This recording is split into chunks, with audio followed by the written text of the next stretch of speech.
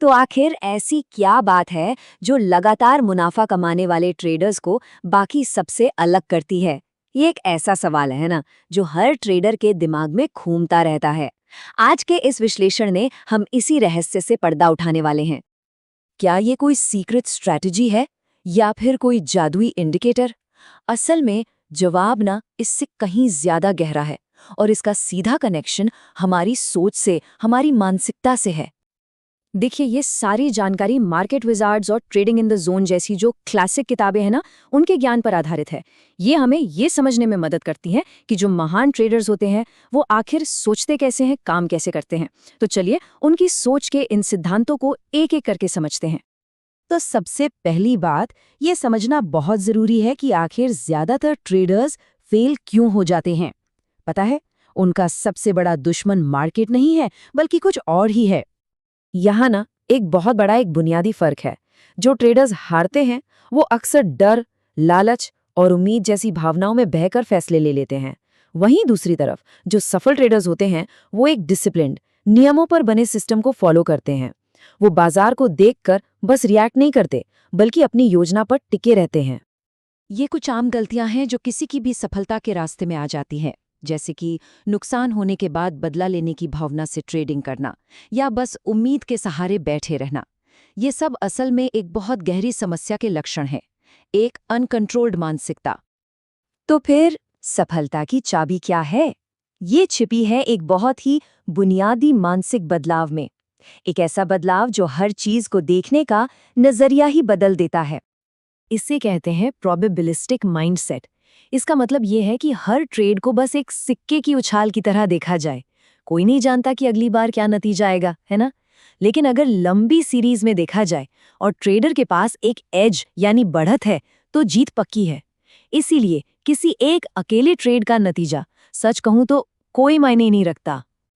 ये सोच बहुत पावरफुल है। जब कोई ट्रेडर ये मान लेता है, ये स्वीकार कर लेता है कि नुकसान तो खेल का हिस्सा है, तो वो डर और गुस्से से आज़ाद हो जाता है। वो हर एक ट्रेड के नतीजे से इमोशनली बिल्कुल अलग हो जाते हैं। अच्छा, तो अब देखते हैं कि इस मानसिकता को असल एक्शन में कैसे बदला जाए।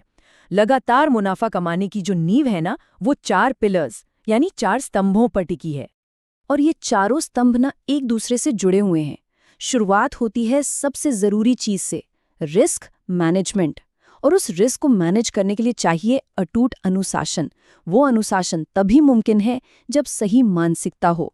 और आखिर में ये सब इस बात पर निर्भर करता है कि कोई बाजार के साथ लगातार कितना सीखता है और खुद को ढालता है।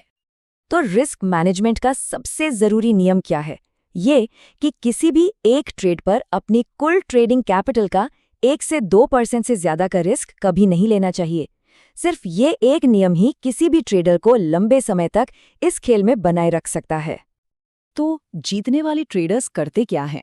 वो संभावनाओं में सोचते हैं, एक लिखी हुई योजना को फॉलो करते हैं, जो बेस्ट है उनसे सीखते हैं, और जब भी बाजार बदलता है ना, तो अपनी स्ट्रैटेजी को बदलने के लिए हमेशा तैयार रहते हैं। ये एक एक्टिव और लगातार सीखने वाली प्रक्रिया है। चलिए अब इन सारे सिद्धांतों को एक साथ जोड़ते हैं और देखते हैं कि एक ठोस एक्शन प्लान कैसा दिखता है। एक ऐसा प्लान जिसे फॉलो करके कंसिस्टेंसी हासिल की जा सकती है। ये एक प्रैक्टिकल रोड मैप है। एक सफल ट्रेडर एक साफ सुथरा प्लान लिखता है, हर ट्रेड से पहले अपने रिस्क को कंट्रोल करता है, हर चीज का रिकॉर्ड रखने के लिए एक ट्रेडिंग जर्नल मेंटेन करता है और लगातार सुधार के लिए नियमित रूप से अपने परफॉर्मेंस की समीक्षा करता है। अनुशासन और एक स्ट्रक्चर, यही सफलता की चाबी है। और आखिर में ये सब कुछ एक बहुत ही दमदार सवाल पर आकर टिक जाता है।